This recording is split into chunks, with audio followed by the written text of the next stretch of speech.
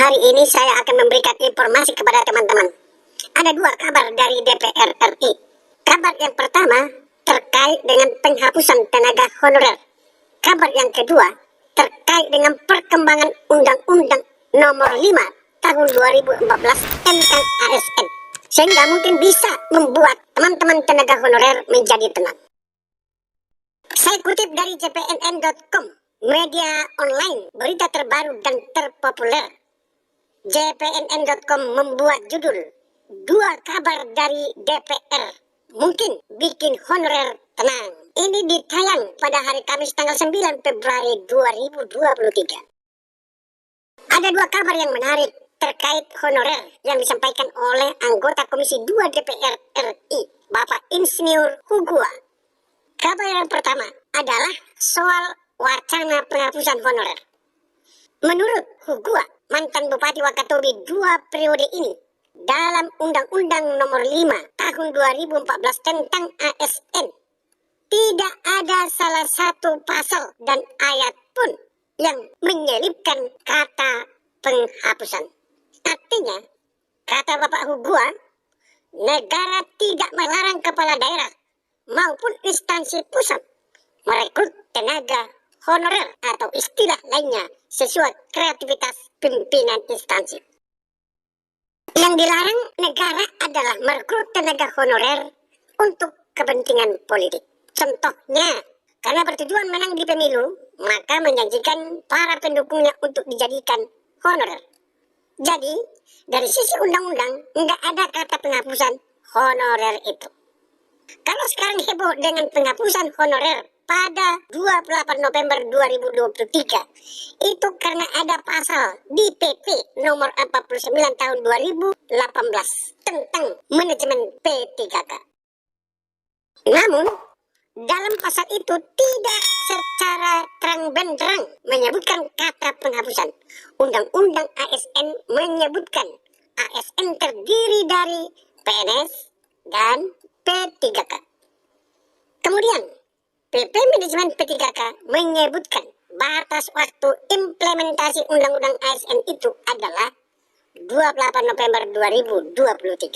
Artinya, kata Hugua, per 28 November 2023 hanya ada PNS dan P3K. Bagaimana dengan honorer yang tidak terangkut menjadi PNS dan P3K? Mereka posisinya tetap ada. Dari sejak dahulu, honorer itu sudah ada, sehingga tidak bisa dihapuskan honorer itu. Kalaupun ada pengaturan dari pemerintah, menurut Hugua, setiap kepala daerah maupun pimpinan instansi tidak bisa dilarang untuk merekrut tenaga honorer yang benar-benar dibutuhkan. Contohnya, puskesmas pembantu di pedesaan yang membutuhkan tenaga bidan. Ketika ada SDM yang punya kemampuan itu, maka kepala puskesmas bisa merekrut tanpa harus menunggu rekrutmen CPNS dan P3K. Mengenai sikap sejumlah kepala daerah yang mulai memberhentikan honorer dengan alasan PP Manajemen P3K, menurut Hugua terlalu berlebihan. Sebab sampai saat ini belum ada instruksi penghapusan honorer. Saya yakin pemerintah tidak akan melanggar amanat Undang-Undang ASN. Honorer itu akan tetap ada. Apakah dengan nama atau istilah lainnya, tegasnya. Ini kabar yang kedua, teman-teman. Kabar yang kedua adalah revisi Undang-Undang ASN. Walaupun tidak mau memberikan komentar banyak, Hugua menyampaikan pembahasannya akan ditentukan dalam rapat penetapan program legislasi nasional Prolegnas. Namun sampai hari ini belum ada rapat penetapan Prolegnas. Untuk diketahui, revisi Undang-Undang ASN yang merupakan inisiatif DPR RI, salah satunya mengangkat seluruh honorer menjadi PNS. Revisi Undang-Undang ASN sudah digaungkan sejak 2017 dan beberapa kali masuk Prolegnas. Revisi ini pernah dibahas di era Menpan RB Cahyo Kumolo. Saat itu almarhum Cahyo menegaskan untuk pengaturan nasib tenaga honorer tidak perlu diatur di dalam undang-undang, cukup lewat PP, peraturan pemerintah. Ada 3 mekanisme yang disiapkan kala itu, yaitu mengangkat honorer K2 menjadi PNS lewat seleksi.